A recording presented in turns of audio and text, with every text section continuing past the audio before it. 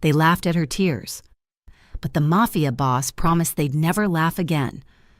The air in Cielo Rosso was thick, layered with the smells of expensive whiskey, old leather, and the kind of perfume that cost more than a month's rent. For Sienna Hart. All 25 years of her existence had felt like preparation for this job, to be invisible, to anticipate needs before they were spoken, and to apologize for the space she occupied. Cielo Rosso was the polished jewel of Kings Bay, a city that had long ago traded its soul for a skyline. It sat on the 32nd floor, a panorama of glittering lights that made the corruption below look beautiful. It was a place for businessmen who blurred the line between corporate and criminal, and for gangsters who wore tailored suits and spoke with quiet, chilling authority. Sienna was quiet, too, but not with authority. Hers was the quiet of a mouse navigating a room full of sleeping cats. Hart, table 7 is empty. It shouldn't be. Get over there! Derek, the manager, hissed as he glided past. He never looked at her, his eyes always scanning for bigger tips, for the flash of a platinum card. Yes, Derek. Sorry. Derek. Sienna balanced the heavy silver tray against her hip and moved. Her uniform was a simple black dress, modest and functional, but on her, it always felt like a costume for someone who didn't belong. She belonged in the shadows, not under the warm, amber spotlights of the main floor. The laughter from table 9 cut through the low thrum of conversation. It was a sharp, barking sound, full of arrogance. Chase Devereaux, son of a senator and owner of the city's most punchable smirk, was holding court. He and his friends were regulars, young men who had never been told no, and they treated the staff like furniture that occasionally brought them drinks. Sienna approached with a fresh bottle of champagne, the one Derek had insisted they push. "Mr. Devereaux, your champagne." "About time," one of his friends mumbled, as Sienna leaned in to pour. A hand, not Chase's, but one of his entourage, jostled her arm. It was intentional, a casual shove meant to unbalance her. It worked. The tray tilted. Sienna gasped, trying to right it, but the laws of physics were cruel. The heavy bottle and 2 flutes slid, crashing onto the table. Champagne, cold and bubbling, erupted over the polished wood, splashing onto the front of Chase Devereaux's linen jacket. The entire club went silent. Sienna froze, her blood turning to ice. I'm so sorry, sir. I'm so sorry. It was an accident." Chase looked down at the dark, spreading stain on his jacket. He didn't move. He just stared. Then slowly, he lifted his eyes to hers. A slow, cruel smile spread across his face. "An accident," he drawled. "This jacket is worth more than your life, sweetheart." "I'm so sorry," she whispered, her hands trembling as she fumbled with a napkin. "Oh, look," Chase said, pitching his voice for the tables around them. "She's shaking. Are you going to cry? Is the little waitress going to cry?" And to her absolute, soul-crushing humiliation, she did. A hot tear escaped, tracing a path of shame down her cheek. She scrubbed at it, which only made it worse. That's when the red light appeared. Chase's friend, the one who had shoved her, was holding his phone up, recording. "This is priceless." The friend laughed. Chase leaned into the frame, preening for the camera. "Kings Bay's finest service. They cry all over you." He gestured to the spill. "And they're wet, too." The table erupted in laughter.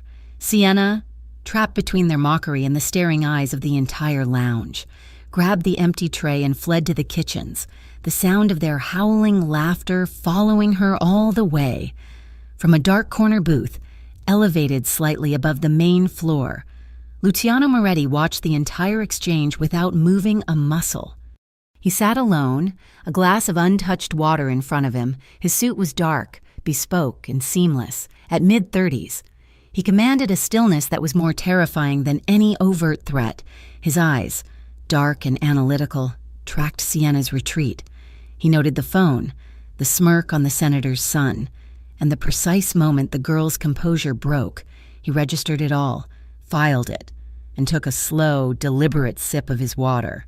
The rest of the night was a blur of whispered insults. The video, captioned "Cielo Rosso waitress has a meltdown," was already making the rounds among the staff before she'd even finished cleaning the mess in the kitchen.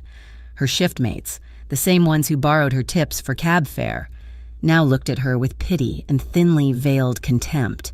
"I saw it," a hostess whispered by the service bar. "It's already got like 10,000 views. It's all over the local feeds." "God, so embarrassing." Derek cornered her by the lockers. His face was pinched and pale. "You made a scene. Hart, a scene. Our clientele pays for exclusivity, not for your pathetic drama. You're on probation. One more mistake, and you're gone. Now go scrub the grout in the men's room." "Yes, Derek." She finished hours later, long after the last patron had left. The club was quiet, the chairs stacked, the glorious view of Kings Bay just a dark mirror reflecting her own exhausted face. She was wiping down the mahogany bar, the smell of lemon oil and stale alcohol filling her nose, when a voice from the darkness made her jump. "You missed a spot." Sienna spun around, her heart leaping into her throat. The man from the corner booth was still there, standing by the entrance. He hadn't been there a second ago. He moved like a shadow. "I'm sorry, sir," she stammered, her hand flying to her chest. "We're closed." "I can see that." He walked toward her, his steps silent on the plush carpet. He was tall, with a lean, powerful build that his suit couldn't hide. He stopped on the other side of the bar, close enough that she could see the sharp cut of his jaw and the unnerving calm in his dark eyes. He looked at her, really looked, and it felt different from Chase's leering, different from Derek's dismissal. It felt like being weighed. I'll get the manager," she said, taking a step back. "He's gone." Luke glanced at the bar top she'd just wiped. "You work hard." It wasn't a compliment. It was an observation. "I try, sir." He reached into his jacket, and she flinched. He paused, his hand halfway. He slowly withdrew a money clip, pulling off a thick fold of bills. He laid them on the bar. Sienna looked down. It was 5 $100 bills. Her eyes widened. It was more than her rent. "Sir, I can't. This is too much." "It's not," he said, his voice a low rumble. He pushed the money an inch closer. "They shouldn't have laughed." She looked up, confused. His expression was flat, unreadable, but his eyes held an intensity that rooted her to the spot. "They won't again." He turned and walked out, disappearing into the service elevator without another sound. Sienna stared at the $500, his words echoing in the empty lounge. She brushed it off. Rich men said cryptic things all the time, drunk on power and whiskey. He was probably just trying to get her attention. She pocketed the cash, her fingers trembling, and tried to forget his chilling gaze. The next day, she walked into chaos. Derek was by the hostess stand, his face sheet white, whispering furiously into his phone. 2 men in dark suits, not patrons. These men looked official, cold, were inspecting the liquor licenses by the bar. "What's going on?" Sienna asked Maria. Another waitress. Maria's eyes were wide. "You didn't hear? Chase Devereaux's social media is gone. Wiped. His Instagram, his Twitter. All of it. Vanished this morning." "What? And that's not all," Maria whispered, nodding toward the suits. "We're being audited. Something about a health code violation and an anonymous tip to the hospitality board. Derek looks like he's going to be sick." Sienna thought of the man at the bar. They won't again. A cold dread, mixed with something sharp and unfamiliar, settled in her stomach. It wasn't a boast. It was a promise. He returned that night. The club was tense and half empty. The under-review status had scared off the casual crowd, but not him. Luciano Moretti took his usual booth. Derek, seeing him, practically ran over, his face a mask of frantic obsequiousness. "Mr. Moretti, sir. Pleasure. Can I get you your usual?" Luke didn't look at him. His gaze scanned the room until it found Sienna, who was pretending to wipe down an already clean table. "Send me the girl from last night," Luke said, his voice quiet but carrying clearly. "Sienna." Sienna froze. Derek's head snapped toward her. A flicker of panic, then realization, crossed his face. "Of course, sir. Right away." He scurried over to her. "Hart, Mr. Moretti requested you. Personally, do not mess this up." Her hands were shaking so badly she could barely hold her notepad. She approached the booth, her pulse hammering in her ears. "Good evening, sir." "Sienna." He said her name as if it belonged in his mouth. "A bottle of Macallan, the 18, and 2 glasses." "2, sir?" "I'm not drinking alone." She retrieved the bottle and the glasses, her movements stiff. She poured him a measure, her hand steady only through sheer force of will. He gestured to the empty seat opposite him. "Sit." It was not a request. She slid into the booth, perching on the edge of the leather cushion. He pushed the second glass toward her. "Sir, I can't drink on the clock." "You're not on the clock," he said, pouring a small amount of the amber liquid into her glass. "You are having a conversation with me." Derek will not be interrupting. She looked over. Derek was watching, wringing his hands, but he made no move to intervene. She looked back at Luke. He was watching her, his head tilted slightly. "You're from Kings Bay?" "No, sir, originally from upstate." "Family here?" A pang. She looked down at the glass. "No, sir, just me." His questions were gentle, almost polite, but they felt calculated. He asked about the neighborhood she lived in, how long she'd worked at Cielo Rosso, what she'd done before. He didn't ask about the video. He didn't ask about Chase, or the money, or the sudden audit. He just listened. Sienna found herself answering honestly, her voice small. She was nervous, terrified even, but there was something else. A strange, magnetic pull. He was the first person in months who had asked her a question and actually waited for the answer. He made her feel seen. When the conversation lulled, he finished his drink. He signaled for the check, which Derek practically teleported to the table. Luke dropped several large bills into the folder without looking. As he stood, Sienna stood too, a reflex. "Thank you for the drink, sir." He paused, looking down at her. "Luciano, or Luke." He reached out, and for a heart-stopping second, she thought he was going to touch her.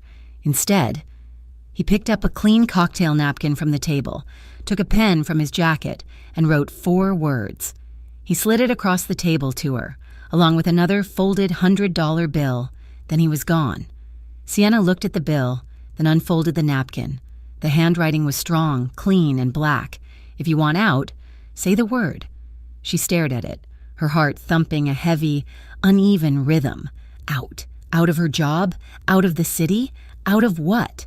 She tucked the napkin into her apron pocket, the cotton scratching against the crisp edge of the $100 bill. She left at 2 a.m., the alley behind the club offering the fastest shortcut to the all-night bus stop. The air was damp and smelled of garbage and rain. She clutched her purse, her footsteps echoing off the wet brick. Well, well, look who it is." Sienna's blood ran cold. She stopped. Chase Devereaux stepped out from behind a rusted dumpster, blocking her path. He wasn't alone. 2 of his friends, the same ones from the club, fanned out behind him. They were drunk, their laughter wet and ugly. "It's the little crying waitress," Chase slurred, taking a step toward her. Sienna backed up, hitting the solid brick wall. "Leave me alone, Chase." "Leave me alone, Chase," he mimicked in a high, mocking voice. "You got some nerve. You and your mysterious friend got my accounts shut down, you little bitch." "I don't know what you're talking about," she whispered, her eyes darting for an escape. There was none. "Liar." He lunged, grabbing her wrist in a painful grip. He yanked her forward.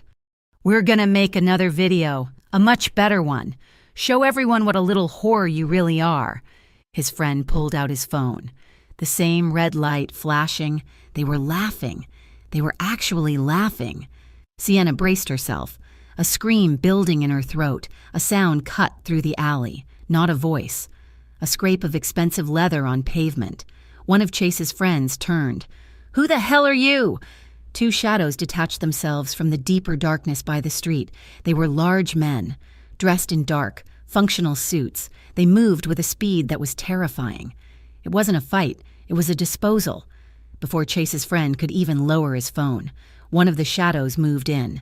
There was the sound of a heavy, precise impact, and the man crumpled. The second friend raised his fists, but the other shadow was already on him, blocking the sloppy punch, twisting the man's arm. A sharp crack echoed in the narrow space. followed by a choked scream. It was over in less than 10 seconds. Chase's friends were on the wet pavement, groaning, neutralized. Chase stared, his mouth open, his grip on Sienna's wrist forgotten. A third figure stepped out of the mouth of the alley, his suit immaculate, his hands in his pockets. Luciano Moretti didn't look at the men on the ground. He didn't look at Chase. His eyes were fixed only on Sienna, on the hand gripping her arm. He walked forward calmly, stopping just inches from them. He gently, almost tenderly, took Sienna's arm and detached Chase's fingers, pulling her behind him. Only then, with Sienna safely behind his shoulder, did Luke turn his calm, chilling gaze to the senator's son. Chase was trembling, the drunken arrogance evaporating into pure, stark terror. "She's under my protection now," Luke said. His voice was quiet, almost a whisper, but it carried the weight of a death sentence.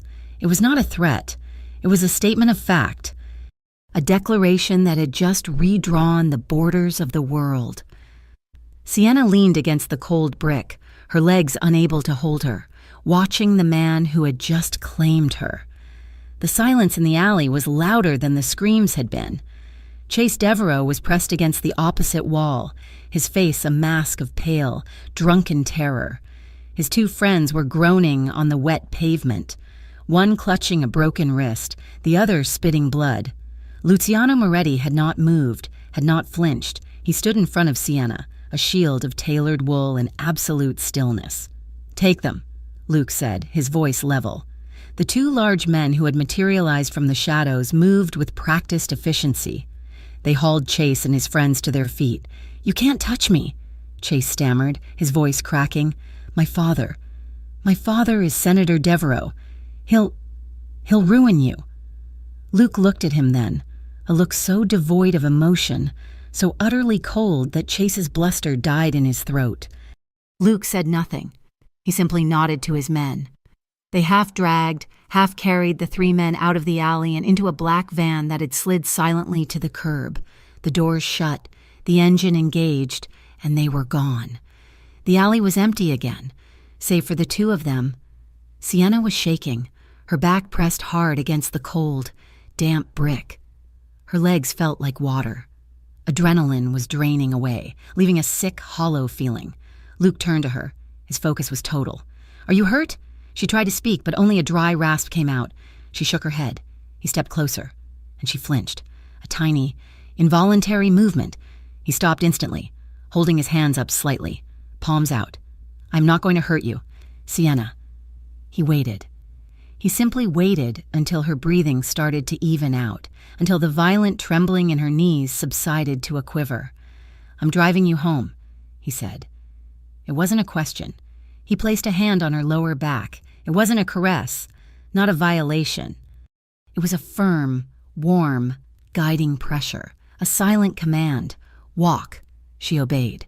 Moving on unsteady legs, his sleek black car was parked just past the alley's mouth, its engine idling so quietly she hadn't even heard it. He opened the passenger door for her. She slid inside. The interior was a fortress of black leather and polished wood, silent and safe. It smelled clean, like expensive soap and cold night air. It smelled like him. He got in the driver's seat and the car pulled away from the curb, a smooth, powerful glide. The sounds of the city were muted, as if they were moving through a different world. For several minutes, he just drove. The silence was heavy, but not uncomfortable. It was a space for her to breathe. "Where do you live?" he asked finally, his eyes on the road. She gave him the address, a rundown street in the city's oldest, poorest district. He nodded, already turning in that direction. "How long have you lived there?" 2 years. "Is it safe?" A bitter laugh escaped her. "It's cheap." He was quiet for another block. "You cannot stay there tonight. Not after this." He glanced at her, his profile sharp in the passing streetlights. "Devereaux's son will be released. His father will see to it. They know where you work. They likely know where you live. I don't have anywhere else to go. I have places," he said. "Apartments, safe, clean. You would be protected." She looked down at her hands, twisting the strap of her cheap purse. This was how it happened. This was how girls like her disappeared. They got scared, they took a favor, and they were never seen again. Her mother's ghost whispered a warning in her ear. "No," she said, her voice stronger than she expected. "Thank you, but I don't take things from people." He looked at her then, a long, assessing gaze. He seemed to be weighing her pride, measuring her fear. She expected him to argue, to insist, to threaten. He did none of those. He just nodded, a small, single dip of his chin. "As you wish." They pulled up in front of her building, a 5-story brick walk-up with a broken lobby light and graffiti on the door. He cut the engine, plunging the car into silence. He got out, walked around, and opened her door. She stepped out onto the cracked pavement, feeling small and exposed. "Thank you for the ride," she mumbled, clutching her purse to her chest. "Sienna." She stopped, turning back to him. "You will not be alone," he said. As if on cue, a black sedan, the same one from the alley, pulled up behind his car. The 2 men who had disposed of Chase got out. They were different now, their expressions neutral. They posted themselves on either side of her building's entrance. "I can't pay for this," she whispered, horrified. "You are not paying," he said. "This is not a transaction. Go inside. Lock your door." She stared at the men, then at him. He was impenetrable. She turned and fled into the building, her keys shaking so badly it took 3 tries to get the lobby door open. She didn't look back. She woke the next morning to the sound of her phone buzzing on the nightstand. The gray morning light filtering through her thin curtains showed her the reality of her life. The peeling paint, the worn linoleum, the unpaid bills on her dresser. She had dreamt of the alley, of Chase's sneer and Luke's cold voice. She looked out her window. The black sedan was still there, parked across the street. 2 new men, same dark suits, stood on the pavement. A shift change. It had not been a dream. The phone buzzed again. It was Derek from the club. She answered, a knot of dread tightening in her stomach. "Sienna," he said. His voice was slick with a false, corporate regret. "Listen, we've had to reevaluate our staffing needs. And frankly, after the incident, last night, we're going to have to let you go." "The incident?" she repeated, numb. "Derek, I was attacked. There are conflicting reports. Sienna. And honestly, we've been getting pressure. Senator Devereaux's office called this morning. My hands are tied. We'll mail you your final check." He hung up. The silence in the room was absolute. Fired. She had $700 to her name, most of it from Luke's cryptic tips. Rent was due in a week. Panic, cold and sharp, seized her. She scrolled through her contacts, her thumb hovering over the only family she had, Sarah. She pressed call. It rang once, twice, 4 times. It was going to voicemail. No. Someone picked up. "Hello?" Sienna's throat tightened. "Sarah, it's me. It's Sienna." A long, heavy silence stretched over the line. Sienna could hear a cartoon playing in the background, the cheerful sound of her nephew's show. "Sienna," her sister said finally, her voice flat. I told you, my husband, we can't be involved." "Involved in what?" Sienna cried, the desperation breaking through. "I'm not in trouble. I lost my job. I needed to know I wasn't alone. Mike doesn't want you calling. He says you attract drama. Now is not a good time. Sienna, I'm sorry." The line clicked. Sienna stared at the phone. Her sister, the only person on earth who shared her blood, had hung up on her. The abandonment was an old, familiar ache, a coldness that lived in her bones. She was 25 years old, and she was completely, utterly alone. The men in the car outside were not her protection. They were his. She sat on the edge of her bed for an hour, paralyzed by the quiet. Her phone rang again. An unknown number. She ignored it. It rang again. Immediate and persistent, she answered, her voice dead. "Hello?" "Sienna." His voice. "Luke." It was not a question. It was an anchor. How did you get my number?" she whispered. "That is not important," he said. "You are unemployed." It was not a question. It was a statement of fact. She felt a flush of shame. How did you know? It was inevitable. Senator Devereaux has a long reach when his pride is wounded.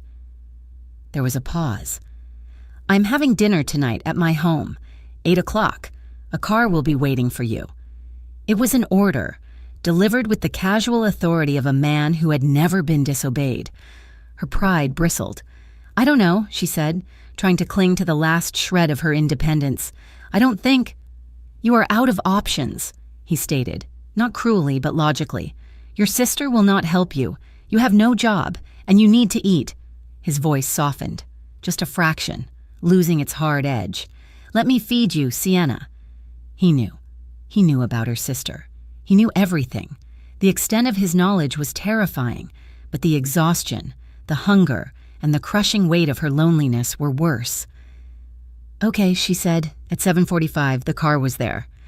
Not the sedan, but his personal car, the black, sleek machine she had been in last night. The driver, one of the men from the sedan, simply opened the door for her.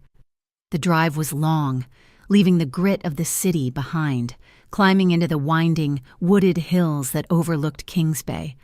This was where the old money lived, high above the smog. They arrived at a set of towering iron gates. Villa Moretti. It wasn't a house. It was an estate, a sprawling stone mansion that looked like it had been lifted from the Italian countryside and dropped onto a mountain.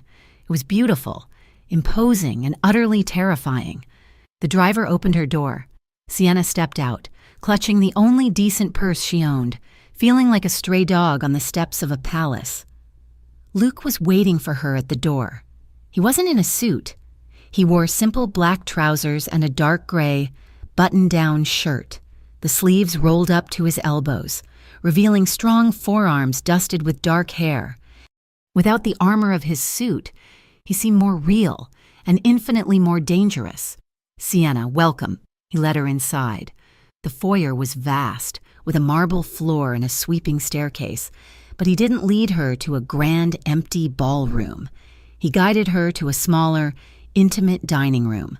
A round table was set for two, flanked by a fireplace with a low, crackling fire. A wall of glass looked out over the glittering expanse of Kings Bay below. Please, he said, pulling out her chair. The dinner was quiet. The food was the best she had ever tasted, a rich risotto, seared scallops, wine that was smoother than silk. She hadn't realized how hungry she was. He didn't pry. He didn't ask about the alley or her job or her sister. He asked about the food. He asked if she had ever traveled. He refilled her wine glass. He simply watched her. He held space for her. And she found herself, slowly, beginning to fill it. You were right, she said, her voice quiet. They fired me. Senator Devereaux called the club. I know, Luke said, setting his fork down. And my sister... She looked down at her plate. She doesn't want to be involved with me. He just waited, his dark eyes patient. It spilled out of her then, not in a rush, but in slow, painful pieces. The years of trying to be invisible, the constant fear of being a burden. My mother, she said, the words tasting like ash. She died when I was 12, an overdose. I found her. She had never told anyone that, not a single soul. She looked up, expecting to see pity or disgust. Luke's expression was unchanged, but his gaze was intense. She was beautiful, Sienna whispered. But she was so weak. She always chose the wrong men who promised to protect her. They always hurt her in the end. She stopped, the implication of her words hanging in the air between them. She looked at him, a new, sharp suspicion in her eyes. Is that what this is? Are you one of them? Luke leaned forward slightly. His eyes held hers, and there was nothing in them but a cold, hard honesty. I am nothing like them. They make promises they cannot keep. I deliver, and I never, ever make a promise I cannot keep. He let that sink in. He wasn't offering pity. He wasn't offering apologies. He was just offering the truth. And for the first time in her life, Sienna felt seen. After dinner, he stood. The air is clear tonight. Walk with me. He led her through a set of French doors onto a vast stone terrace. Below them, a sprawling, formal rose garden descended in tiers, the scent of the blooms heavy in the cool night air. She wrapped her arms around herself, shivering slightly. He stopped them at a low stone balustrade. The entire city was a carpet of diamonds at their feet. "It's beautiful," she whispered. "It's just lights," he replied. But he wasn't looking at the view. He was looking at her. "In foster care," as she said, her voice barely audible, "I learned to make myself small, invisible. If they don't see you, they can't hurt you. I wanted to be so small no one would ever notice me." He turned to her. The moonlight carved his face into sharp planes of light and shadow. He was closer than she expected. He lifted his hand, and she flinched, but she didn't pull away. He paused, his hand hovering before he gently, so gently, brushed his knuckles along the curve of her cheek. His skin was warm, slightly rough. A jolt, sharp and electric, shot through her, settling low in her stomach. "You don't have to be small to be safe," he said, his voice a low rumble. Her breath hitched. She was trembling, but not from the cold. He leaned in. It was slow, deliberate. He was giving her every chance to bolt. She didn't. She was paralyzed, caught in the gravity of his gaze. His lips touched hers. It was not a kiss of passion. It was not hungry or demanding. It was a kiss of question, of assessment. It was slow and soft and achingly tender. It tasted of expensive wine and an authority she had never known. It felt, more than anything, like safety. Her body betrayed her. A full body tremble racked her frame. Her hands, of their own accord, came up and fisted the soft material of his shirt, not to pull him closer, but to hold herself upright. He felt the tremor. He broke the kiss, pulling back just an inch, resting his forehead against hers. His eyes were closed. His breathing was heavier than before. "Only if you want this," he whispered, his voice rough. She couldn't find her voice. She could only manage a tiny, jerky nod, her eyes wide and fixed on his. But he didn't kiss her again. He took a step back, putting a foot of cool night air between them. The chemistry was a tangible thing, humming in the space he had created, heavy and thick with unspoken things. He looked at her for a long moment, his expression unreadable. "My driver will take you home," he said, his voice all business once more. She was disoriented, her lips still tingling, her body aching with a strange, new tension. "Oh, okay." He walked her back to the car in silence. He didn't touch her. He just opened the door, and she got in. The ride down the mountain was a blur, her mind reeling. Meanwhile, in a smoky, private club in a different part of the city, Senator Devereaux was nursing a 30-year-old Scotch. His face was ruddy with rage. Across from him sat Rico Vellucci, the underboss of the Vellucci family, the Moretti Syndicate's oldest and most bitter rivals. "He humiliated my son," the senator snapped, "wiped him off the internet, had the audacity to have my club audited. That man needs to be taught a lesson." Rico Vellucci smiled, a gold tooth flashing in the dim light. "Luciano Moretti likes his control. What does this have to do with us, Senator?" "I want you to hit him," Devereaux said, his voice low. "Hit his businesses. Squeeze him. Let him know he can't touch a man like me. In return, I can make those zoning issues at the port disappear. That new import project you're so keen on?" Rico leaned forward, his eyes glittering. "He's interfering. We heard it was over some girl, a waitress." He chuckled. "This is a weakness, and we can always exploit a weakness." Later that night, Luke stood in his office, looking out at the same view of Kings Bay. His phone buzzed. It was his chief advisor. "Sir, the senator met with Rico Vellucci an hour ago at the Cypress Club." Luke did not turn around. As expected, they'll move on the warehouses first, try to disrupt the shipments. "Let them," Luke said. "They'll find them empty. Double the security on the girl. I want 2 men on her door, not just in the car. I want eyes on her, 24 hours a day. And our response to the Velluccis, sir." Luke turned from the window. His eyes were cold stone. "We wait. We let them overplay their hand, and we plan." The first week was a blur of polite rejections. The second was a series of doors slamming shut. Sienna Hart, armed with a neatly printed resume and her best thrift store blazer, learned quickly what it meant to be blackballed in Kings Bay. She would walk into an interview, and it would start well. The manager of a downtown bistro, a small art gallery, even a corporate catering company, they all liked her quiet demeanor, her clear, articulate answers. Then they would look down at her application, really look at the name. Sienna Hart, a flicker of recognition, a sudden coolness. "I'm sorry, Miss Hart, but the position has just been filled. We're looking for someone with a different kind of experience. We'll keep your resume on file." The viral video. Chase Devereaux's humiliation had given her a digital scarlet letter. She was baggage. She was trouble. She was the girl who had angered a senator's son and, by extension, the powerful orbit he controlled. After her 9th rejection in 2 weeks, she was sitting on a park bench, her last few dollars spent on a stale coffee. The men Luke had assigned to her were still there, parked in a black sedan 100 yards away. They were a constant, silent reminder of the gilded cage she was now trapped in. She had no job, no family, and her only protector was the most feared man in the city, a man she hadn't seen since that night in his rose garden. Her phone buzzed. It was him. "You're in the West Park," Luke said. It wasn't a question. "I'm looking for a job," she said, her voice flat, tired.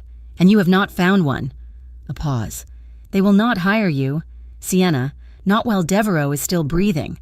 "So what am I supposed to do?" she snapped, the exhaustion making her reckless. "Am I just supposed to live off those tips you gave me until my savings run out in 3 weeks? Am I supposed to wait for you to bring me dinner again?" The line was silent for a beat.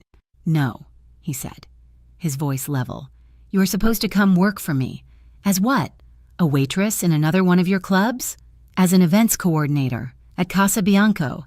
It is my primary holding company. It is legitimate, and it is public."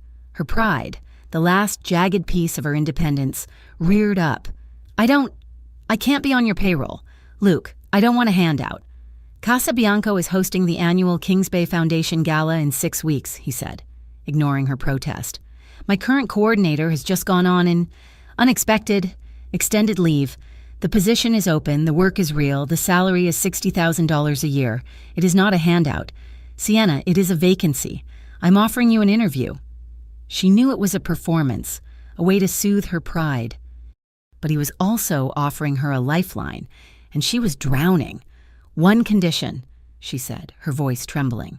"If I'm not good enough, if I can't do the work, you fire me. No questions, no protection. I earn it or I'm out." Another pause. This one longer. She could almost hear him weighing her words. "Agreed. My car will be at your apartment in 1 hour. Be ready." Casa Bianco was nothing like Cielo Rosso. It was a sleek, modern tower of glass and white marble downtown. The offices were bright, airy, and filled with the quiet, efficient hum of actual business. People in sharp suits nodded to her, their eyes curious but professional. Her transformation was immediate because it had to be. The job was real, and it was overwhelming. She was coordinating with vendors, reviewing catering contracts, and designing floor plans for a gala of 500 of the city's most elite. The meek, apologetic girl who had spilled champagne was buried under invoices and seating charts. Sienna found a new voice. It was clear, firm, and polite, but it was not apologetic. She learned to negotiate, to delegate, and to look men in suits directly in the eye and say, "No, that is not acceptable." Luke gave her a corporate card. Her first purchase was a new wardrobe. She bought 3 pencil skirts, 4 silk blouses, and 2 pairs of sharp, sensible heels. She wore her hair in a tight, professional knot. When she looked in the mirror, she no longer saw the mouse. She saw a woman who belonged. Luke remained distant, but he was always watching. He reviewed her progress reports, his signature a sharp black line at the bottom. He never complimented her, but he never corrected her, either. His silence was its own form of approval. One evening, she was working late, staring at a vendor list, her shoulders aching with tension. You hold your stress in your shoulders. She jumped, spinning in her chair. Luke was leaning in the doorway of her new office, watching her. "You scared me," she breathed. "You need an outlet," he said, walking in. "The work is demanding. You're internalizing the pressure. It will make you weak." "I'm not weak," she said, bristling. "Your mind is strong," he corrected, stopping in front of her desk. "Your body is not. You need to learn how to fight back." "Fight who?" "The florists." A ghost of a smile touched his lips. "My trainer, Leo, has an open slot. Tomorrow, 6 a.m. in the gym downstairs." The next morning, she was in the gym. Leo was a mountain of quiet muscle who had her sweating in 5 minutes. He taught her how to stand, how to balance her weight, how to throw a punch. She took to it with a ferocity that surprised even herself. Every punch she threw at the heavy bag was a punch at Derek, at Chase, at her sister, at every person who had ever made her feel small. She was channeling her rage, her fear, and her grief, and turning it into power. She worked out every morning before work, the physical exhaustion clearing her mind, the new strength in her arms and legs seeping into her very posture. 6 weeks flew by. The night of the Kings Bay Foundation Gala arrived. Casabianco's grand ballroom was flawless. White orchids dripped from the ceiling. The orchestra played, and the wealthiest people in Kings Bay mingled, drank, and donated millions to the city's charities. Sienna, in a simple, elegant black gown, moved through the event with an earpiece, a clipboard, and an air of absolute authority. She was in her element. Luke watched her from the mezzanine. He saw her handle a crisis with the catering, charm a difficult donor, and direct her staff with a firm, quiet confidence. This was not the girl from the Rose Garden. This was someone new. At 2 a.m., the last guest had left. The staff was cleaning up. Sienna was in her office, her heels kicked off under the desk, rubbing her temples. It was a success. She looked up. Luke was there, a glass of champagne in each hand. He was in a black tuxedo, looking impossibly sharp. "Thank you, sir," she said, her voice hoarse. "Sir." He raised an eyebrow, walking over. "I believe we are past that." He set one of the glasses on her desk. "You earned this." She took the glass, her fingers brushing his. The simple contact was electric, a jolt of awareness that cut through her exhaustion. "It was a good night. We raised over $3 million for the Children's Fund." "You did," he said. He didn't sit, just leaned against her desk, close, too close. The professional barrier she had built for 6 weeks suddenly felt paper thin. "You are formidable, Sienna Hart." She looked up at him, and the air crackled. The memory of his kiss, that soft, questioning touch, was suddenly, vividly present. "I had a good boss," she whispered. "No," he said, his voice low. "You had a good reason. You were fighting for your life." He took the glass from her unresisting hand and set it down next to his. He looked at her, his dark eyes intense, searching. "The job is yours, permanently. You earned it." And then, as slowly as he had in the garden, he leaned in.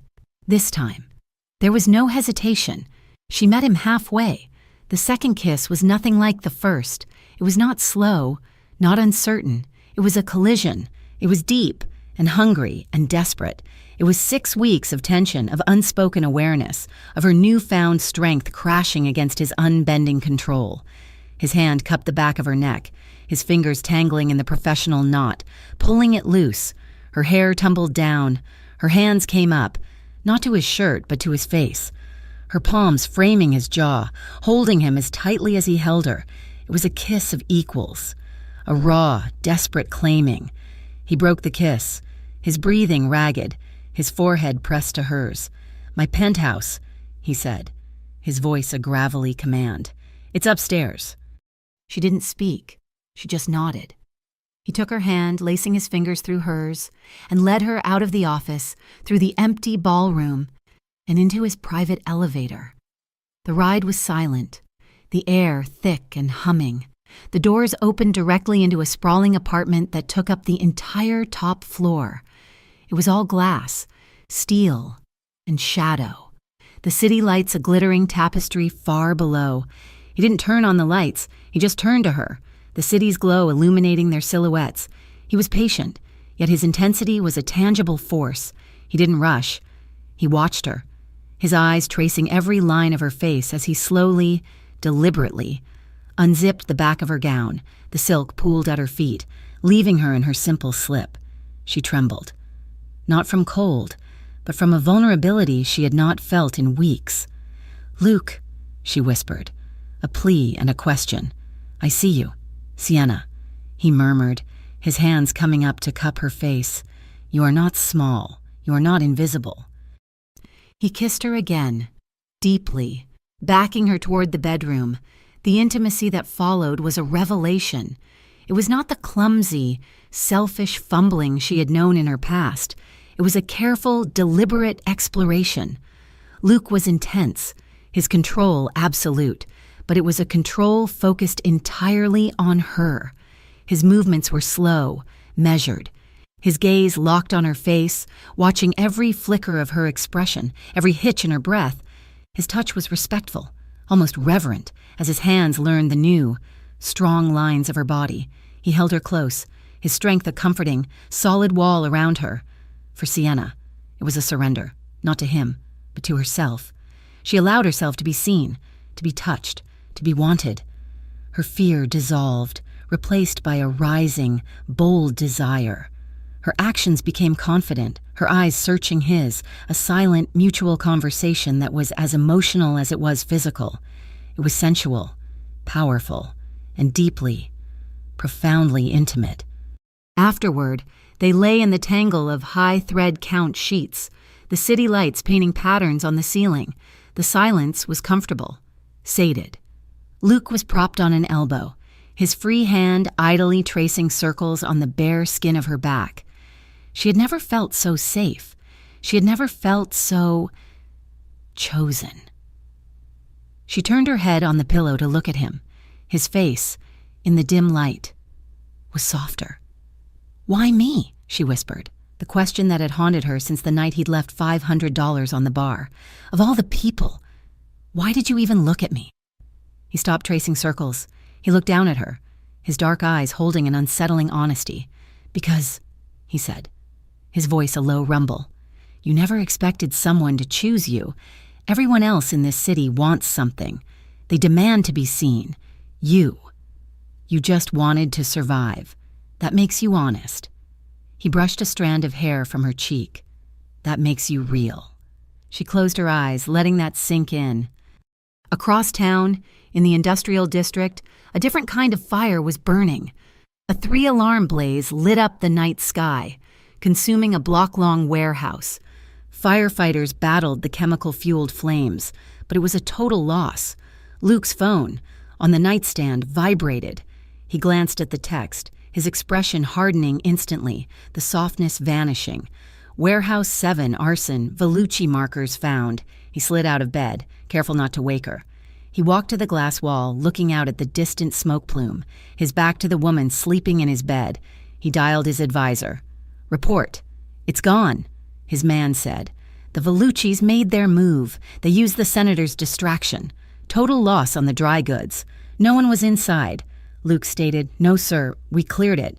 Like you said, but they're sending a message." "And I will send one back," Luke said, his voice pure ice. He ended the call. Sienna stirred. "Luke," he turned, his face carefully composed, the cold anger locked away. "I'm here." He walked back to the bed. She looked at him, sensing a shift. "Is something wrong?" "No," he said, sitting on the edge of the bed, his back to her. "A small problem with a shipment. Nothing." He was already compartmentalizing, building the wall that kept his world separate from hers. He was protecting her. "Oh, okay."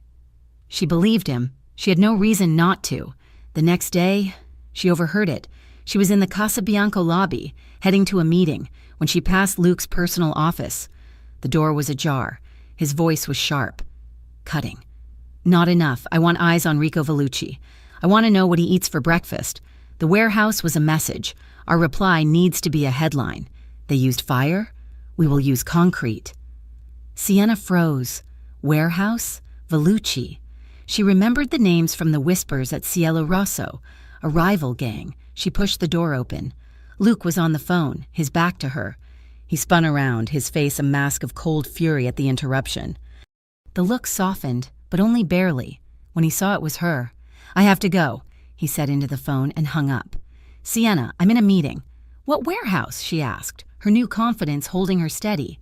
"What happened?" "It is business," he said, his voice flat, dismissing her. "It does not concern you." "Does not concern me?" she repeated, a spark of anger igniting. "You're talking about rivals and retaliation. You put your men on me 24/7 because of Chase. This concerns me." He walked toward her, his protective nature rising like a storm. "What I do to keep this family and you safe is my concern, not yours. I handle it. You are safe here. That is all you need to know." It was the worst possible thing he could have said. He was treating her like the girl from the club, like something fragile that needed to be kept in the dark, shielded from the ugly realities. He was making her small again. "No," she said, her voice shaking, but not with fear, with rage. "You don't get to do that. You don't get to let me into your bed and then shut me out of your life. I am not some doll you keep on a shelf. Luke, I am not my mother." "Sienna," he warned, his voice low and dangerous. "I saw that smoke last night. Everyone did. That was you, wasn't it? That was your warehouse. You lied to me." "I kept you safe." He bit back, his control snapping. "I'm protecting you from a world you cannot possibly understand. The Velluccis are not drunken college boys. They are animals, and I will not have you involved." "By lying to me? By making decisions for me?" she cried. "You said you chose me because I was real. Well, this is real, Luke. This is the world you live in. And if I'm in it, I deserve to know the truth. I am not weak." "You are strong," he countered, grabbing her arms, his grip tight. "But you are not bulletproof, and I will not risk you." His protective side was a steel wall, and it clashed head-on with the iron strength she had just spent 6 weeks building. She looked at his hands on her arms, then back at his face. "Let go of me." He did, instantly, as if her skin had burned him. "I fought to get out of the shadows." "Luke," she said, her voice dropping to a cold, pained whisper. "I will not let you be the one who shoves me back in." She turned, her shoulders straight, and walked out of his office, leaving him standing alone in the sterile silence. The scent of smoke and her perfume warring in the air. The late afternoon sun was weak, casting long, thin shadows that stretched across the pavement as Sienna rounded the corner toward her building. She was carrying a thin paper bag holding a loaf of bread and a small carton of milk, mundane items that felt like an act of rebellion. She was trying, just for an afternoon, to pretend her life was her own. She saw the man Luke had stationed across the street, leaning against a dark sedan, trying to look bored. He saw her, gave a short nod, and pushed off the car.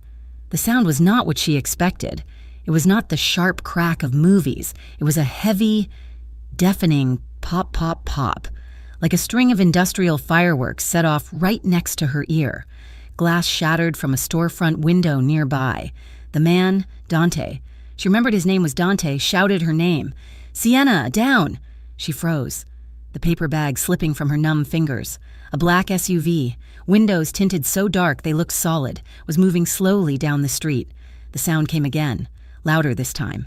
Dante did not run to her. He ran at her. He tackled her low, driving his shoulder into her stomach, sending them both skidding across the rough sidewalk behind a concrete planter. The air left her lungs in a painful rush. She heard a wet thud and a sharp intake of breath from him. "Stay." "Down," he gasped, his body heavy on top of hers. The SUV sped up, tires squealing as it peeled around the corner. Silence rushed back in, heavy and thick, broken only by a distant car alarm and Sienna's own ragged breathing. "Dante?" she whispered. He didn't answer. He tried to push himself up, to check on her, but his arm buckled. She saw the dark stain spreading across the shoulder of his gray suit jacket. Another car, the sedan he'd been leaning on, screeched to a halt beside them. 2 more men, faces granite hard, piled out. "He's hit. Get her in the car. Now, go, go." Sienna was pulled to her feet. She looked back at Dante, his face pale, eyes squeezed shut in pain. He'll He'll be fine. Move." She was shoved into the back of the sedan. The doors slammed, the engine roared, and they were moving before she could even register the bread and spilled milk on the sidewalk. The safe house was 20 minutes later, achieved through a series of turns that left her disoriented. It was a high-rise apartment, sterile and aggressively beige. It smelled of new paint and industrial cleaner. She was shaking. The adrenaline was draining away, leaving a cold, vibrating fury in its place. "Where is he?" she demanded of the man, Leo, who was now standing by the reinforced door. "The Don is on his way. Not him, Dante, the man who was shot. He's being handled. Separate location. You're secure here." Sienna paced the short length of the living room. Secure. She felt like a prisoner.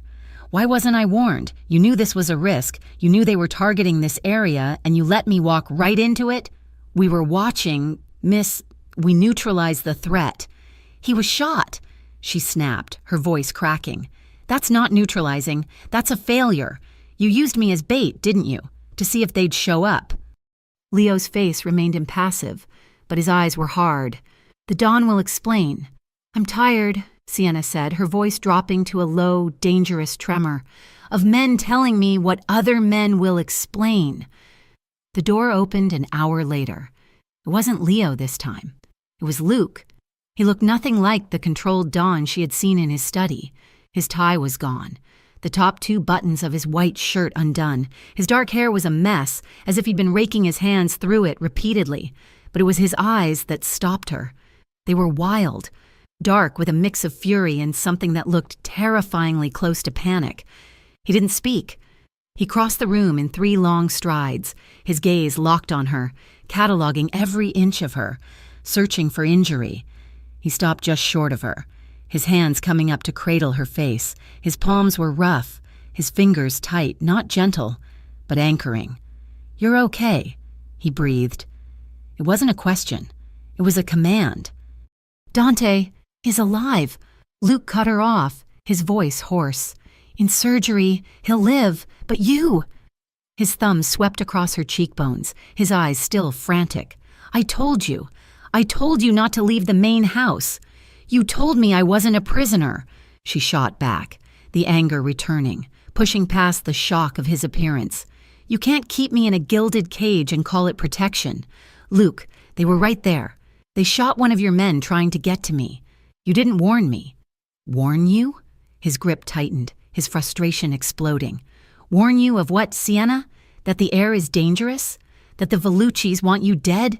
I can't protect you if you won't stay near me. I cannot keep you safe if you are halfway across the city buying milk."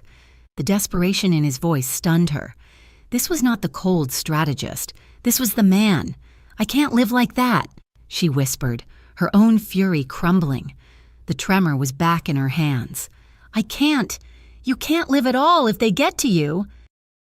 He pulled her closer, his forehead pressing against hers. He closed his eyes, and she felt the tremor that ran through his entire body. "When I got the call," he said, his voice dropping. "When Leo said, 'Shots fired, your location,' I thought—" He didn't finish. He didn't have to. That was what broke her. Not the gunfire, not the fear. It was the raw, unshielded terror in him. "I was so scared," she confessed, the words tearing out of her. Her hands came up to grip his wrists, clinging to the hands that held her face. "I know, I've got you. They won't get near you again." "No," she said, pulling back just enough to meet his gaze.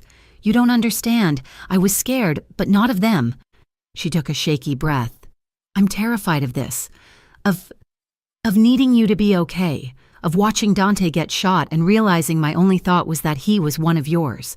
I am terrified of needing anyone this much." His expression softened. The fury drained away, replaced by a profound, aching understanding. He saw her, truly saw her, not as a prize or a victim, but as someone who had built walls so high she was suffocating behind them. "Sienna," he said, his voice rough. "Don't," she pleaded. "Don't say it's okay. It's not.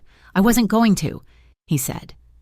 He slowly relaxed his grip, sliding his hands from her face down to her shoulders. "It's the most terrifying thing in the world. Needing someone. It's a liability. It's a weakness." "Then you understand," she said, relieved. "No," he said, pulling her gently against his chest.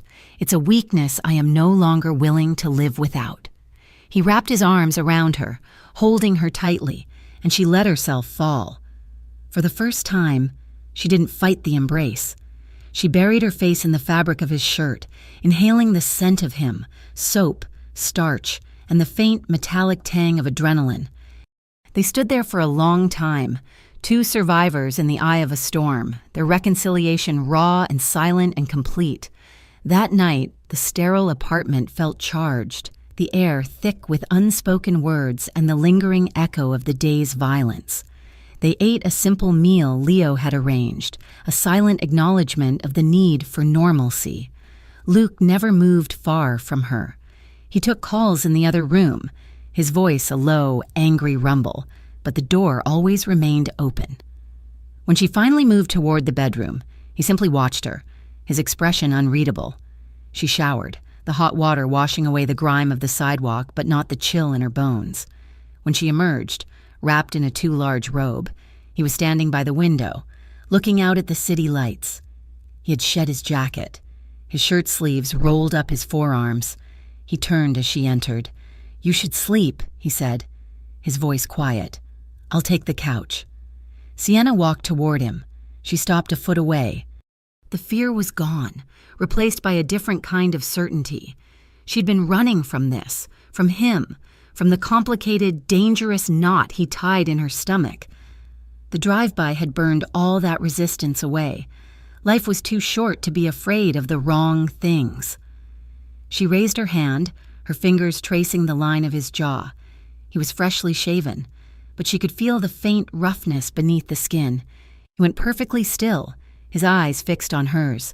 "You're wrong," she said, her voice barely a whisper. "I'm terrified of needing you, but I think I'm more terrified of what happens if I walk away." Her actions were bold, her gaze direct, searching his.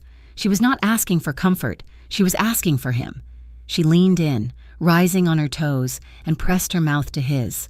It was not the desperate, frantic kiss of the study. This was slow, deliberate. It was a question and an answer all in one. For a moment, Luke remained rigid, his control absolute. She felt the conflict in him, the tension in his shoulders. Then, with a low groan that seemed torn from his soul, he surrendered. His hands found her waist, pulling her flush against him. The robe gaped, and his hands were warm against her bare skin. He deepened the kiss, his mouth moving over hers with a possessive hunger that was banked by a surprising tenderness. He didn't take. He invited. He didn't conquer, he worshipped. This was not the Dawn. This was Luke. Sienna's hands moved from his jaw to his hair, her fingers tangling in the thick, dark strands. She kissed him back with all the pent-up frustration, fear, and desperate, white-hot need that had been building for weeks. She was the one who guided them backward, one slow step at a time, until the backs of her knees hit the edge of the bed. Luke broke the kiss, resting his forehead against hers, his breathing heavy and uneven. "Sienna," he whispered, his voice thick. "Are you sure? I've never been less sure of anything in my life," she admitted, her voice trembling slightly. "And I've never wanted anything more." His restraint was a tangible thing. He looked at her, his dark eyes tracing the line of her collarbone, the curve of her mouth. He was giving her every chance to retreat. She answered by unwrapping her arms from his neck and, with deliberate slowness, pushing the robe from her shoulders, it pooled at her waist, his gaze darkened, appreciative and reverent. He moved with agonizing care. He lifted her, laying her back against the pillows, his body covering hers without crushing her. His lips found the pulse point in her throat, tracing a line of fire down her collarbone. Every touch was tender. Every kiss was a promise. This was not a claiming, it was an unwrapping. He unwound the tension from her body, replacing the memory of violence with the certainty of his touch. He cherished her, his movements fluid and restrained until she was arching against him, her body demanding more than tenderness. Her boldness returned, her hands exploring the hard planes of his back, her nails lightly grazing his skin. When he finally moved, settling between her legs, He looked down at her. The shadows in the room framed his face, but his eyes were clear. He was completely, devastatingly present. "You are mine, Sienna," he rasped, the words a vow, a brand, and as he joined their bodies, she didn't feel like a possession. She felt found. The peace of the safe house lasted less than 48 hours. The world outside, the one Luke commanded, did not stop. Sienna was drinking coffee, dressed in clothes one of Luke's people had delivered, when his phone buzzed. He had been quiet all morning, thoughtful, his hand never far from hers. He looked at the screen, and the tenderness of the last 2 days vanished, replaced by the icy calm of the dawn. He listened for a full 30 seconds, his only response a quiet, "How many?" He closed his eyes. "Civilians?" A pause. Understood. He hung up and looked at her. The Velluccis. What did they do? They placed a car bomb outside our import-export office, the one downtown. It detonated at 9:15 a.m. Your office. My legal front, he clarified, his voice flat. It was a message, but they were sloppy, or they didn't care. The blast hit a city bus that was passing. Sienna's stomach turned to ice. Civilians. 14 injured, he said. 2 critical. All civilians. None of my men were even scratched. The bomb was on a timer. They wanted this. They wanted chaos. They wanted the police. And the police came. The attack put Luke's name and his known rivalry with the Velluccis on the front page. The press, the mayor, the commissioner, they were all screaming for arrests. The war was no longer in the shadows. It was on the 6 o'clock news. The pressure changed him. The tenderness was still there, but it was buried under a new layer of cold resolve. He was on the phone constantly, his voice clipped, giving orders she couldn't decipher. The second call came later that day. It was Leo, handing the phone to Luke. "It's Chase." Sienna froze. Luke took the phone. "What?" She couldn't hear Chase's voice, but she could imagine the reedy, terrified tone. "That was your choice," Luke said into the phone. "You picked your side." Another frantic burst of sound from the other end. "They used you," Luke said, his voice devoid of pity. "You were a pawn, and they moved you. Now they're done. That isn't my problem." He listened for another moment. "Protection? You're a liability. Chase, you're a loose end they will tie up. And you expect me to stop them? After you put a target on her?" Luke hung up the phone without another word. He looked at Sienna. "He's terrified," Sienna said, though she felt no pity for the man. "He should be," Luke said. "The Velluccis found out he was trying to play both sides. They humiliated him, took his money, and now they'll kill him to ensure his silence. He's asking for my protection. And you said no." "I protect what is mine," Luke said, his gaze unwavering. "He is nothing." The casual, cold dismissal of a human life, even one as pathetic as Chase's, settled between them. The apartment, once a refuge, now felt like the command center of a war she was complicit in. That evening, she stood before him. The intimacy of the night before felt a lifetime away. "Civilians were hurt today, Luke," she said, her voice quiet but strong. "A man is going to be murdered, and you're going to let it happen. It's the world I live in, Sienna." "But it's not the one I live in," she argued. "Or it wasn't. I don't know what this is. I thought I just had to survive you. Then I thought I had to survive the Velluccis. But this is different. This is a darkness that poisons everything, the bus, the bystanders." He faced her fully. He did not look away, did not offer platitudes. "I told you from the beginning what I am." "You told me," she agreed. "But I didn't understand. I'm not afraid of the violence. Not really. I'm afraid of this, the coldness, the acceptance that 14 people go to the hospital so you can win a war. I did not hurt them. The Velluccis did. But your existence caused it, this rivalry, this thing you all do." She wrapped her arms around herself. "Can you promise me this ever stops? Can you promise me a life where I'm not waiting for the next car bomb? Can you promise me peace?" His silence was her answer. Luke stepped toward her, taking her hands. They were cold. He held them, warming them in his own. "No," he said, his voice raw with honesty. I can't promise you peace. I can't promise you a quiet life. The world I inhabit will always have shadows. It will always have blood. She started to pull away, but he held her fast. "But I can promise you this," he said, his gaze intense, drilling into hers. "I will never lie to you. I will never treat you as a pawn. I will give you respect. I will give you a choice. And I will give you the power to face those shadows with me, instead of running from them." He released one of her hands and gestured to the door. "If you want to leave, I will find a way. I will send you somewhere they will never find you. A new name, a new life, safe and peaceful." The offer hung in the air. It was everything she thought she wanted: an escape, anonymity, peace. Sienna looked at the door. She thought of the bland, beige apartment, the life of hiding, of always looking over her shoulder, of being alone. She thought of the fear she felt, but also the fire she felt when she was with him. The world he offered was brutal, but it was real. She then looked at him, at the man who offered her a choice, not a cage, the man who saw her strength, not her weakness. "Running isn't a choice," she said, her voice finding a new, hard edge. "It's just a different kind of prison." A slow, dangerous smile touched Luke's lips. "Then what is your choice, Sienna?" She stepped back into his space, her hand coming up to rest on his chest, right over his heart. She felt the steady, strong beat beneath her palm. "I am done surviving," she said. "I am done being bait. If they're going to hunt me, they're going to find out I hunt back." She held his gaze, her own reflecting the steel she saw in his. "I'm staying, not to hide, not to be protected." She paused, letting the weight of her decision settle. "I'm staying to fight." Sienna did not just stay. She began to build.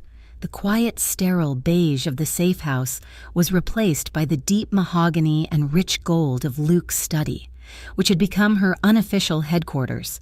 She was not a fighter in the way his men were. She did not understand logistics or weapons, but she understood perception.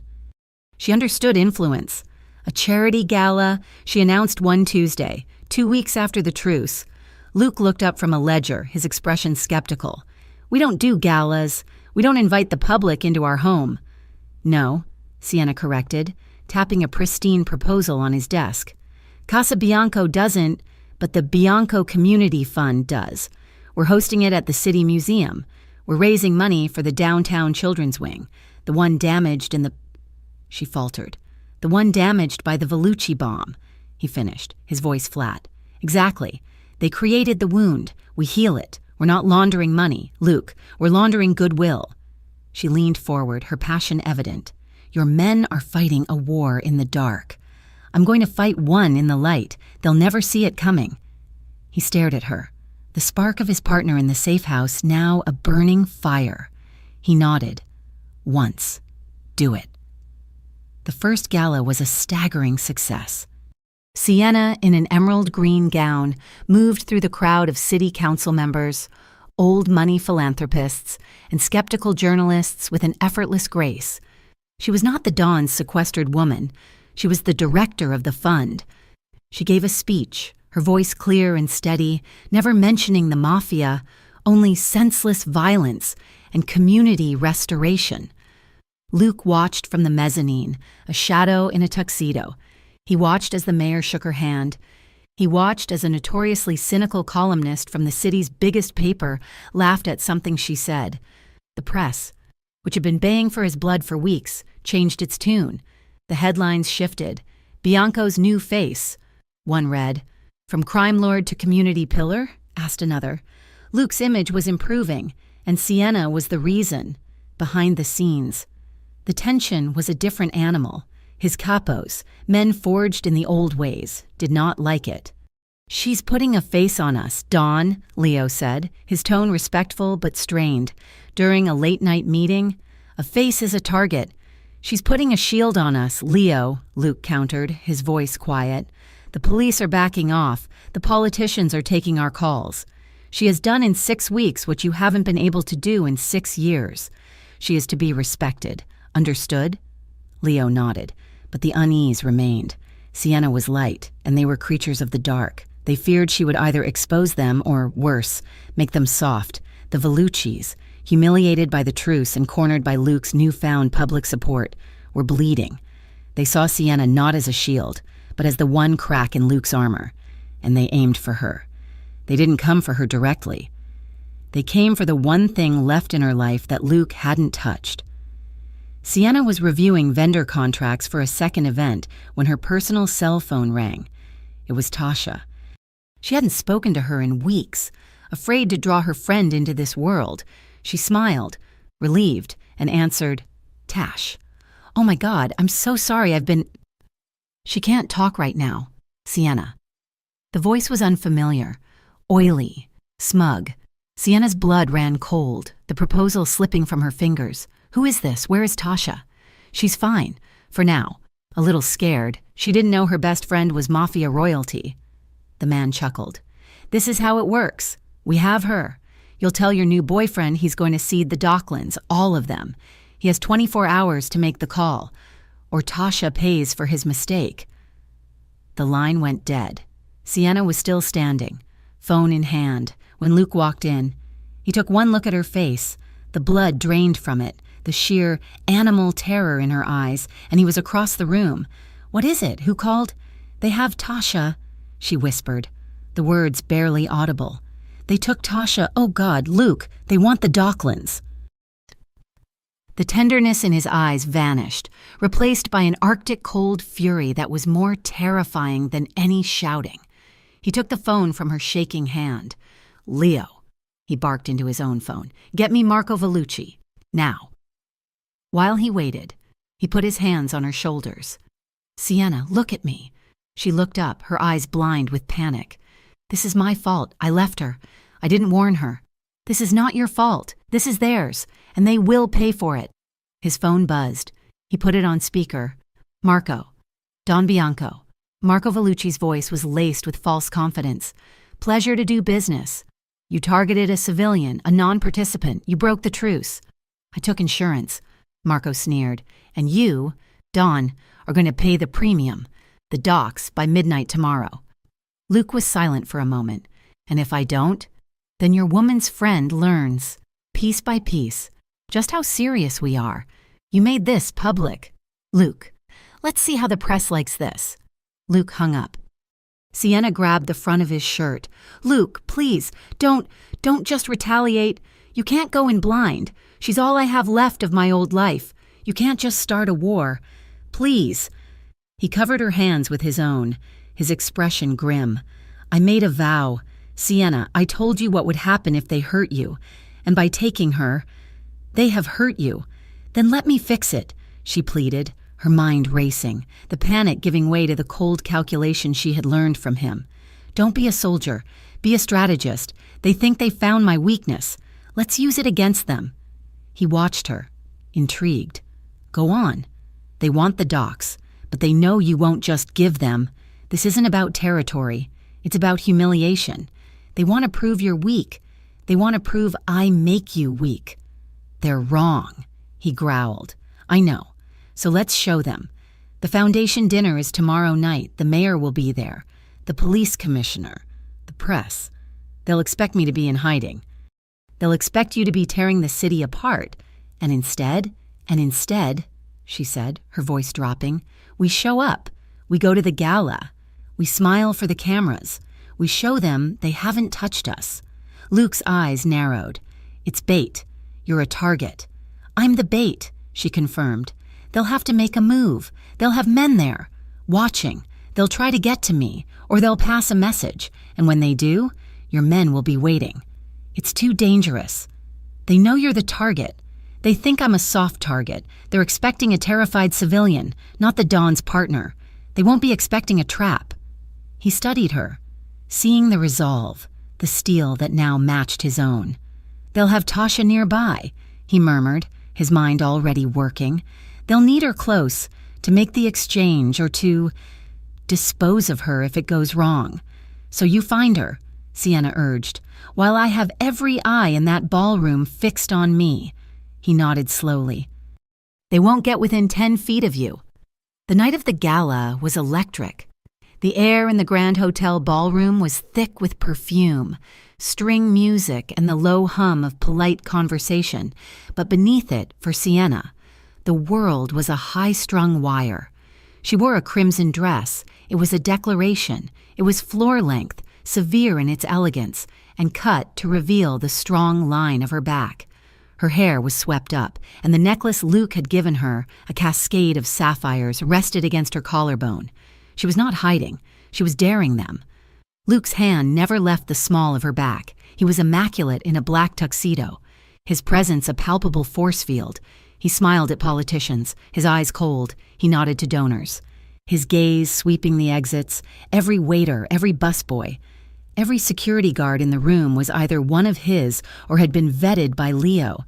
"They're here," Luke murmured, his lips close to her ear, his hand tightening almost imperceptibly on her waist. 2 men. By the north entrance, and one posing as a waiter.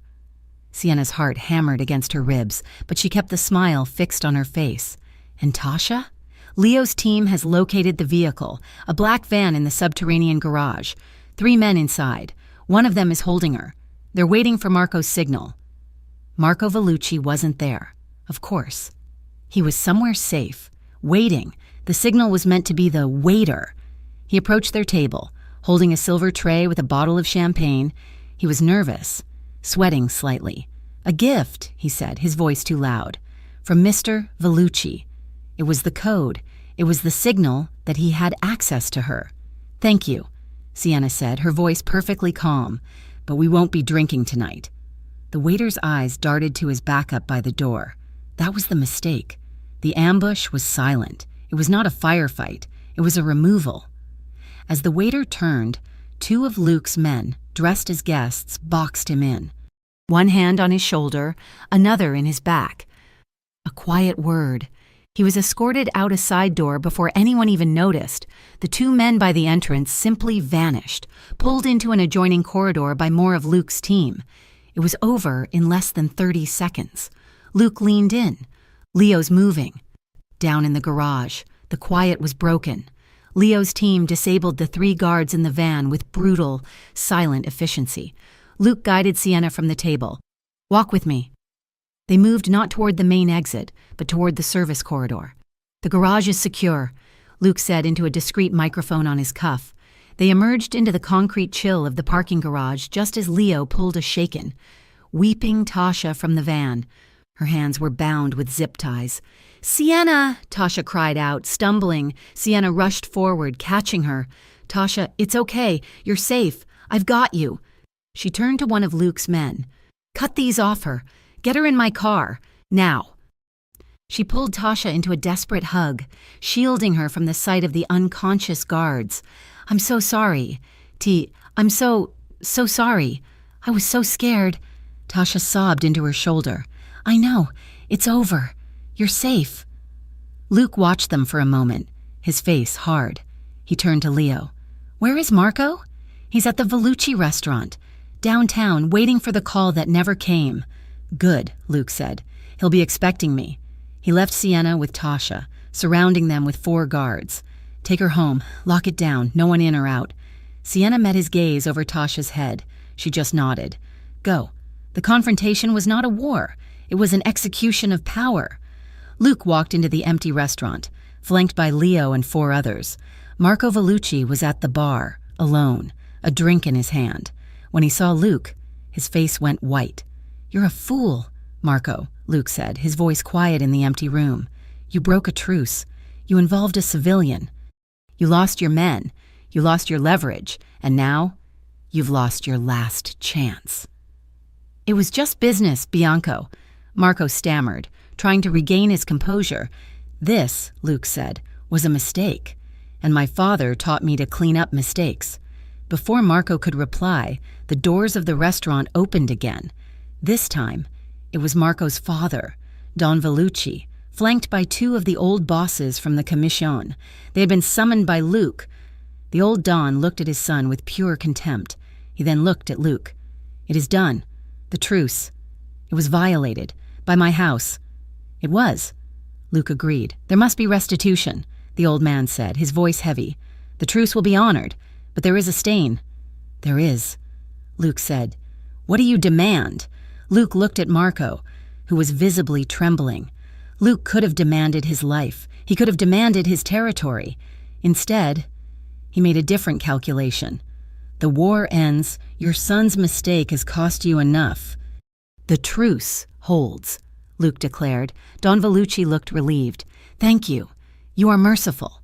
"I am not," Luke said, his voice cold. "The truce holds under one condition. The problem that started all this, the liability who played both sides and brought this heat onto our families, the one who targeted Sienna in the first place." The old men understood instantly. A life for a life. Not Tasha's, who was innocent, but the one who had started the fire. "Chase," Don Vellucci said. "He's yours." Luke said, "By sunrise." The war was over, not with a bang, but with a bargain, sealed in the code of their world. Luke had won, not by destroying his enemy, but by controlling the board. And Sienna, now safe in the fortress of his home, had been the one to show him how. The sun had not yet risen when Leo interrupted their breakfast. "He's here. Don." The package was delivered by Vellucci's men, as promised.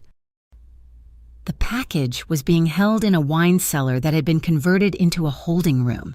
It was cold, stone, and smelled of damp earth and old vinegar. When Sienna walked in, Luke a step behind her. She saw him. Chase was bound to a simple wooden chair. He was trembling, his eyes wide and bloodshot, his expensive suit rumpled and stained. He had been crying. When he saw her, a strangled sob escaped his throat. "Sienna, oh God, Sienna, please, I didn't mean it. They made me. They had my debts. They threatened me. You have to tell him, please." Luke remained by the door, a silent, imposing shadow. This was not his room. It was hers. Sienna said nothing. She walked to a small table and set down a laptop. She opened it, turned it to face him, and pressed play. The first clip was security footage from the club. It was grainy, time-stamped, but clear. It showed Chase at the bar, his back to the camera, looking over his shoulder before he tipped the small vial into her drink. It showed him smiling as he carried it over to her, his face a mask of false friendship. "You were smiling," Sienna said, her voice quiet, clinical. It was colder than the room. "No, I was scared," he whimpered. She clicked to the next file. Footage from an ATM camera near her apartment. It showed her stumbling, disoriented, clutching her head. It showed her falling to her knees before she managed to get into her building. Was I scared, Chase? Or was I just weak? An easy target? She played the next file. It was a news report. A frantic journalist standing in front of the smoking wreckage of the bus. The headline blared, 14 injured in downtown bombing. "These people," Sienna said, "were just going to work. They were caught in a war you helped escalate because you wanted to clear a debt." Chase was openly weeping now, snot and tears running down his face. "I didn't know they would do that. I just gave them you." "You just gave them me," she repeated, the words hanging in the air. "And because you gave them me, they thought they could take my friend." She clicked the last file. It was from the garage. It showed Tasha, her face pale with terror, being pulled from the van. It showed her sobbing, her hands bound. "Her name is Tasha," Sienna said, finally looking him in the eye. Her own were dry. "She's a teacher. She has nothing to do with this. She's the only family I had, and you put her in that van." "I'm sorry," he howled, the sound pathetic. "I'm so sorry. I'll do anything, please, and don't let him kill me." Sienna closed the laptop. The room fell into a heavy silence, broken only by Chase's wretched sobs. She looked at this shell of a man, this creature who had valued his own comfort above her life, above Tasha's, above anyone's. She felt nothing. Not pity, not rage, just a vast, cold emptiness. Luke stepped forward, his polished shoes echoing on the stone. His presence seemed to suck the very air from the room. Chase went rigid with terror. "He's a liability," Luke said, his voice a low rumble.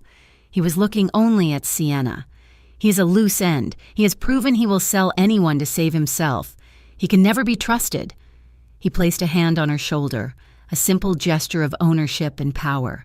Say the word, Sienna, just one word, and he disappears. He will cease to be a problem. No one will ever look for him. The air crackled. The offer was real, absolute, the power of life and death, handed to her in a single word. Chase's eyes were white with panic. He was vibrating, unable to speak, his life hanging on her answer. Sienna looked at Luke, at the dark promise in his eyes. Then she looked back at Chase. She saw him not as a monster, but as a coward. A weak, pathetic, selfish coward. And she knew what to do. "No," she said. Luke's eyebrows raised, just slightly. It was the only sign of his surprise. "No?" Chase whispered, hope dawning in his eyes. Sienna turned her full attention to him, and the hope died. Her expression was merciless. "No," she repeated. "Killing you is easy. It's fast. It makes you a victim. And it makes this entire thing about you. You don't deserve that." She took a step closer, forcing him to meet her gaze. "I want you to live. I want you to wake up every single morning for the next 50, 60 years, in whatever miserable, empty life you're about to be dropped into. And I want you to remember this room. I want you to remember that Sienna, the woman you drugged, the woman you sold, the woman you thought was nothing. I held your life in my hand, and I let you go." She turned away from him. "He isn't worth the bullet. He isn't worth the silence." She looked at Luke. "Let him live with the knowledge that I made that call. That's my revenge." Luke studied her for a long, heavy moment. The coldness in his expression was replaced by a profound, burning respect. He had offered her his world, violence, finality, and she had found a third way, a way that was colder and far more complete. He nodded. Once. Leo, who had been standing by the door, stepped in. "Take him. Get him processed. New name. New life. Put him on a cargo ship to somewhere cold and far away. Give him enough for a week. After that, he's on his own." "Yes, Dawn." Chase was sobbing in relief, but as Leo cut his bonds and hauled him to his feet, the reality of his sentence set in. He was alive, but his life was over. He was a ghost. As he was dragged out, he looked back at Sienna, his eyes a mixture of gratitude and absolute, soul-crushing terror. She did not watch him go. As the door shut, sealing Chase's fate, Luke turned to her. He did not speak, but he lifted a hand, his thumb gently tracing the line of her jaw. He was looking at her as if for the first time. She had not just accepted his power, she had defined her own. In the weeks that followed, the city exhaled, the Velluccis, publicly shamed and internally fractured, retreated. The truce held, the car bombs stopped. The fear that had gripped the streets simmered down to a low, cautious tension. No more blood was spilled. For now. Sienna's apartment, the one she had clung to as a last bastion of her old life, and was packed up. She moved into the Casa Bianco estate. She moved in fully, not as a guest, not as a protected ward, but as its mistress. The house had been a fortress, a museum of dark wood, cold marble, and heavy, oppressive silence. It was Luke's personality solidified, powerful, intimidating, and closed. Sienna began to change it. She didn't ask permission, she simply acted. The heavy velvet drapes in the grand parlor, which had been drawn for a decade, were pulled back. Sunlight, bright and uncompromising, flooded the room, illuminating dust motes dancing in the air. She replaced stiff, unused chairs with deep, comfortable sofas in rich, warm cream. She filled the cavernous, echoing halls with life. Vases of bright, fragrant lilies and deep red roses appeared on consoles. She had a piano tuned, and in the evenings, the sound of classical music, or sometimes soft jazz, drifted up the grand staircase. The staff, who had moved with the silent efficiency of shadows, were startled. They found themselves being asked their names, being thanked. She learned the head cook's name was Maria, and that she missed cooking dishes from her childhood in Sicily. Sienna asked her to make them.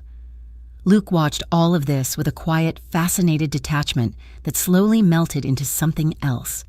He would come home from late, tense meetings, expecting the cold silence, and would instead be met with the smell of roasting garlic and the sound of a violin concerto. One night, he found her curled up on one of the new sofas in the parlor, fast asleep, a book fallen open on her chest. The fire was dying in the hearth, casting a warm glow on her face. He stood there for a full 5 minutes, just watching her. The dawn, the strategist, the killer, was momentarily eclipsed by the man.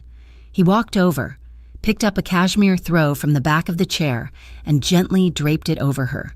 She stirred, murmuring something in her sleep, and settled deeper into the cushions. He found himself standing in the warm, quiet room and realized for the first time in his life, his fortress felt like a home. 3 months after Chase disappeared, they hosted a gala, not a fundraiser at a neutral location, but a grand ball at the Casa Bianco estate. The invitations were the most sought after in the city. This was not just a party, it was a coronation. The house was magnificent. It was alive, glowing with candlelight, filled with music and the sound of laughter. The dark wood gleamed, the marble shone. It was no longer a fortress, it was a palace. Sienna stood at the top of the stairs, next to Luke. He was in a perfectly tailored tuxedo, the undisputed king of his domain, but she was his equal. She wore a gown of pure, shimmering white, her hair swept up, the sapphire necklace he had given her, the price for her life, blazing at her throat. She was not a prisoner. She was not a prize. She was the queen. They descended the stairs together, a unit. Every eye was on them, the mayor, the police commissioner, the city's wealthiest patrons, even the quiet, watching eyes of the other families. The cynical journalist from the city paper found her, a champagne flute in hand. "Miss Sienna," she said, her tone no longer skeptical, but respectful. "You have performed a miracle, not just for the city, but for this house." Sienna smiled, a calm, genuine smile. Luke's hand was resting lightly on the small of her back. "I just opened the windows," Sienna said. "The house did the rest." "And Don Bianco?" the journalist pressed, glancing at him. "He seems changed," Luke answered, his voice smooth as velvet, but his eyes were on Sienna. "Sienna has a gift for restoration," he said, the words a private vow in a public room. "She sees the value in things that others have written off." He lifted her hand, not to kiss it, but to hold it, lacing his fingers through hers. They stood side by side, public, powerful, and perfectly poised. Hours later, the last guest had departed. The house was quiet again, but it was a warm, sated quiet. The air smelled of wisteria and old wine. Sienna stood on the grand balcony adjoining their bedroom. The silk of her robe was cool against her skin. Below, the city glittered, a carpet of lights under a sky just beginning to turn a pale, pearlescent gray.